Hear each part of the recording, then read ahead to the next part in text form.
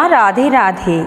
सभी माता बहनों को बैकुंठ चतुर्दशी व्रत की हार्दिक शुभकामनाएं। आज आपने सुनेंगे चतुर्दशी के दिन सुनी जाने वाली कुछ पौराणिक कथाएं। बैकुंठ चतुर्दशी व्रत की ये पौराणिक कथाएं पढ़ने सुनने मात्र से ही बैकुंठ लोक की प्राप्ति होती है और श्री हरि विष्णु भगवान अपने द्वार उनके लिए हमेशा के लिए खोल देते हैं। तो कथा शुरू करने से पहले सभी माता बहनों से अनुरोध है कि कमेंट बॉक्स में श्री हरि विष्णु भगवान की और हर हर महादेव अवश्य लिखें। पहले सुनेंगे बैकुंठ चतुर्दशी की कुछ पौराणिक कथाएं, फिर सुनेंगे कार्तिक महात्म की कथाएं। बोलिए विष्णु भगवान की जय।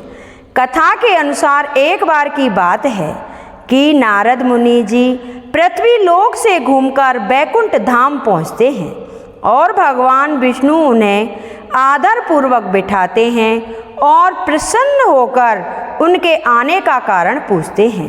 तब नारद जी कहते हैं, हे प्रभु, आपने अपना नाम कृपा निधान रखा है, इससे आपके जो प्रिय भक्त हैं वही तर पाते हैं, जो सामान्य नर नारी हैं वह वंचित रह जाते हैं। इसलिए आप मुझे कोई ऐसा सरल मार्ग बताइए जिससे सामान्य भक्त भी आपकी भक्ति कर मुक्ति पा सकें। यह सुनकर विष्णु भगवान जी बोले, हे नारद, मेरी बात तुम ध्यान लगाकर सुनो। कार्तिक माह की शुक्ल पक्ष की चतुर्दशी को जो नर नारी व्रत रखकर उसका पालन करेंगे और श्रद्धा भक्ति से मेरी पूजा अर्चना करेंगे, उनके लिए स्वर्ग के द्वार साक्षात खुले रहेंगे और वह हर समय मुझे प्राणों से भी प्यारे रहेंगे। इसके बाद विष्णु जी जय और विजय को बुलाते हैं और उन्हें कार्तिक माह की चतुर्दशी को स्वर्ग के द्वार खुला रखने का आदेश देते हैं। भगवान विष्णु कहते हैं कि इस दिन जो भी भक्त मेरा थोड़ा सा भी नाम लेकर पूजन करेगा वह बैकुंठ धाम को प्राप्त होगा। बोलिए विष्णु भगवान की जय। अब सुनेंगे विष्णु भगवान की दूसरी पौराणिक कथाएं। पौराणिक कथा के अनुसार एक बार भगवान विष्णु देवादिदेव महादेव का पूजन करने के लिए काशी आए। वहाँ मणिकर्णिका घाट पर स्नान करके उन्होंने 1000 स्वर्ण कमल पुष्पों से भगवान विश्वनाथ के पूजन का संकल्प किया। अभिषेक के बाद जब वे पूजन करने लगे तो शिवजी ने उनकी भक्ति की परीक्षा के उपदेश से एक कमल पुष्प कम कर दिया। भगवान श्री हरि विष्णु को पूजन की प्राप्ति के लिए 1000 कमल पुष्प चढ़ाने थे।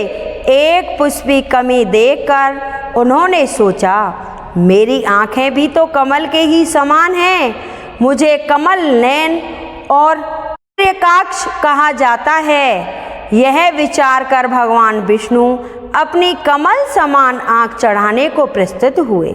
तब विष्णु भगवान की इस अगाध भक्ति से प्रसन्न होकर देवादिदेव महादेव प्रकट होकर बोले, हे विष्णु, तुम्हारे समान संसार में दूसरा कोई मेरा भक्त नहीं है। आज ही यह कार्तिक माह की शुक्ल पक्ष की चतुर्दशी तिथि है, अब बैकुंठ चतुर्दशी कहलाएगी और इस दिन व्रत पूर्वक जो पहले आपका पूजन करेगा उसे बैकुंठ लोक की प्राप्ति होगी। भगवान शिव ने इसी बैकुंठ चतुर्दशी को करोड़ों सूर्य की कांति के समान वाला सुदर्शन चक्र विष्णु जी को प्रदान किया। शिव जी तथा विष्णु जी कहते हैं कि इस दिन स्वर्ग के द्वार खुले रहेंगे। मृत्यु लोक में रहने वाला कोई भी व्यक्ति इस व्रत को करता है वह स्थान बैकुंठ धाम में सुनिश्चित कर लेता है। विष्णु भगवान की जय। अब सुनेंगे विष्णु भगवान की दूसरी कथा, धनेश्वर ब्राह्मण को हुई बैकुंठ धाम की प्राप्ति। धनेश्वर नामक एक ब्राह्मण था जो बहुत बुरे काम करता था। उसके ऊपर कई पाप थे। एक दिन वो गोदावरी नदी में स्नान के लिए गया। उस दिन बैकुंठ चतुर्दशी थी। कई भक्तजन उस दिन पूजा अर्चना कर गोदावरी घाट पर आए थे। उस भीड़ में धनेश्वर भी सभी के साथ था। इस प्रकार उन श्रद्धालुओं के स्पर्श के कारण धनेश्वर को भी पुण्य मिला। जब उसकी मृत्यु हो गई तब उसे यमराज लेकर गए और नरक में भेज दिया। तब भगवान विष्णु ने कहा, यह बहुत पापी है, पर इसने बैकुंठ चतुर्दशी के दिन गोदावरी नदी में स्नान किया और श्रद्धालुओं के पुण्य के कारण इसके सभी पाप नष्ट हो गए हैं, इसलिए इसे बैकुंठ धाम मिलेगा। अतः धनेश्वर को भी बैकुंठ धाम की प्राप्ति हुई। जो भी मनुष्य बैकुंठ चतुर्दशी के दिन स्नान करता है और भगवान विष्णु की, शंकर भगवान की पूजा अर्चना करता है, भगवान उसे बैकुंठ धाम की प्राप्ति कराते हैं और सदा सदा के लिए अपने भक्तों में उनका नाम लिख देते हैं। मेरे विष्णु भगवान तो बड़े ही दयालु हैं। हे भगवान, हे विष्णु जी, जो भी ये मेरी कथा सुने, हुंकारा भरे, उनको अपनी कृपा निधान जरूर बनाना। बोले विष्णु भगवान की जय। अब सुनेंगे कार्तिक महात्म के 29वें और 30वें अध्याय की कथा। बोले विष्णु भगवान की जय। प्रभु कृपा से लिख रहा, सुनकर शब्द सजाए, कार्तिक मासम महात्म का 29वां अध्याय। तब राजा पृथु ने कहा, हे नारद जी, आपने कलह से जिस प्रकार मुक्ति पाई यह सारी कथा हमको सुनाई है, मैंने भली प्रकार सुनी है। हे ऋषि प्रवर, यह काम उन 2 नदियों के प्रभाव से हुआ था। कृपा करके मुझे यह बताने की कृपा कीजिए। तब कृष्णा नदी साक्षात भगवान श्री कृष्णचंद्र जी की महाराज का शरीर और वेणी नामक नदी भगवान शंकर का शरीर है। इन दोनों नदियों के संगम का महात्म्य श्री हरि विष्णु भी वर्णन करने में असमर्थ हैं। फिर भी चूंकि आपने पूछा है, अतः आपको इसकी उत्पत्ति वृत्तांत सुनाऊंगा, तो आप ध्यानपूर्वक सुने। चाक्षुषु मनवंतर के आरंभ में श्री ब्रह्मा जी ने श्रवा पर्वत के शिखर पर यज्ञ करने का निश्चय किया। वह सब देवताओं, भगवान विष्णु और शंकर जी सहित यज्ञ की सामग्री लेकर उस पर्वत के शिखर पर गए। तब महर्षि भृगु आदि ऋषियों ने ब्रह्म मुहूर्त में उन्हें दीक्षा देने का विचार किया। इसके बाद उन्होंने श्री ब्रह्मा जी की पत्नी त्वरा को बुलाकर भेजा। वह बड़ी आहिस्ता से आ रही थी। इसी बीच में भृगु जी ने विष्णु जी से पूछा, हे प्रभु, आपने त्वरा को शीघ्रता से बुलाया था, वह क्यों नहीं आई? ब्रह्म मुहूर्त टल गया। इस प्रकार भगवान विष्णु ने कहा, यदि त्वरा यथा समय यहाँ पर नहीं आई तो आप गायत्री को ही स्त्री बनाकर दीक्षा विधान कर दीजिए। क्या गायत्री पुण्य कर्म में ब्रह्मा जी की स्त्री नहीं हो सकती? तब नारद जी बोले, भगवान शंकर ने भी विष्णु जी की बात का समर्थन किया। यह बात सुनकर भृगु जी ने गायत्री को श्री ब्रह्मा जी के दाईं ओर बिठाकर दीक्षा विधान आरंभ कर दिया। ऋषि मंडल गायत्री को दीक्षा दे रहा था कि इतने में त्वरा भी यज्ञ मंडप में आ पहुंची। तब श्री ब्रह्मा जी के पास में गायत्री को बैठा देकर ईर्षा से क्रोधित होकर त्वरा ने कहा, जहाँ अपूज्यों की पूजा होती है और पूज्यों की प्रतिष्ठा होती है, वहाँ पर दुर्भिक्ष, मृत्यु तथा भय तीनों अश्वमेघ हुआ करते हैं। यह गायत्री ब्रह्मा जी की दाईं ओर तथा मेरे स्थान पर बैठी है। यह अदृश्य बहने वाली नदी होगी। आप लोग ने अविचार से इसे जो मेरे स्थान पर बैठाया है, इससे आप भी सबके सब जड़ रूप नदियाँ होंगे। नारद जी ने राजा पृथु से कहा, हे राजन, इस तरह तुरा के साप को सुनकर गायत्री मारे क्रोध के लाल बबूका होकर अपने होठ काटने लगी। देवताओं के मना करने पर भी उसने उठकर तुरा को श्राप दे डाला। गायत्री ने कहा, ब्रह्मा जी जैसे तुम्हारे पति हैं वैसे ही मेरे भी पति हैं। तुमने व्यर्थ ही श्राप दिया है, अतः तुम भी नदियों हो जाओ। नारद जी ने कहा। तब तो देवताओं में भी खलबली सी मच गई। वह त्वरा को दंडवत करके कहने लगे, हे देवी, तुमने जो ब्रह्मा आदि सब देवताओं को श्राप दिया है, इसके यदि हम सब जड़ रूप नदी हो जाएंगे तो फिर निश्चित ही यह तीनों लोग ना बच पाएंगे, क्योंकि यह श्राप तुमने बिना विचारे दिया है, अतः तुम इसे वापस ले लो। त्वरा ने कहा, हे देवतागणों, आपने यज्ञ के आरंभ में गणेश पूजन नहीं किया है, इसलिए यह विघ्न उपस्थित हुआ है। मेरा यह श्राप कभी खाली नहीं जा सकता, इसलिए आप सब अपने अंगों से जड़ीभूत होकर अश्वमेव नदियों बनोगे। हम दोनों सौतें भी अपने अपने अंशों के पश्चिम से बहने वाली नदियां बनेंगी। तब नारद जी ने राजा पृथु से कहा। त्वरा के यह वचन सुनकर सभी देवता, विष्णु, शंकर आदि अपने अपने अंशों से नदियां बने। भगवान विष्णु के अंश से कृष्णा, भगवान शंकर के अंश से वेणी तथा श्री ब्रह्मा जी के अंश से कुकुदमंती नाम वाली नदियां उत्पन्न हो गईं। सभी देवताओं ने अपने अंशों को जड़ बनाकर वहीं श्रम पर्वत पर फेंक दिया। फिर उन लोगों के अंश अलग अलग नदियों के रूप में बहने लगे। देवताओं के अंश से हजारों की संख्या में पश्चिम वाहिनी नदियां उत्पन्न हो गईं। गायत्री और त्वरा दोनों पश्चिम वाहिनी नदियां होकर एक साथ बहने लगी। उन दोनों का नाम सावित्री पड़ा। श्री ब्रह्मा जी ने यज्ञ स्थल पर भगवान विष्णु और शंकर जी की स्थापना की। दोनों देवता महाबल तथा अतिबल के नाम से विख्यात हुए। हे राजन, कृष्णा और वेणी नदी की उत्पत्ति का यह वर्णन जो मनुष्य सुनेगा उसे नदियों के दर्शन और स्नान का फल प्राप्त होगा।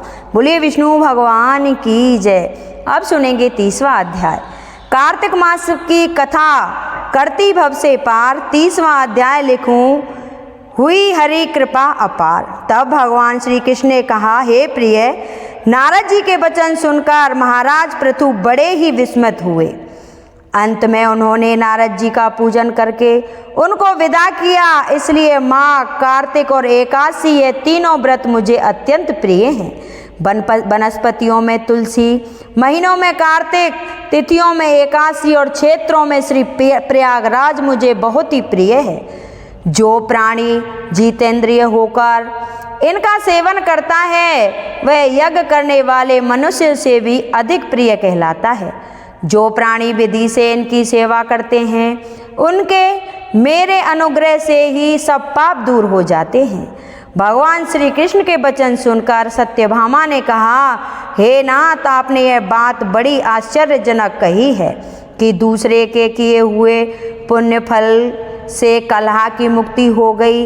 यह प्रभावशाली कार्तिक मास आपको अधिक प्रिय है कि जिससे पति द्रोह का पाप केवल स्नान के पुण्य से ही नष्ट हो जाता है। दूसरे मनुष्यों द्वारा किया हुआ पुण्य उनके देने से कैसे मिल जाता है, यह आप मुझे बतलाइए।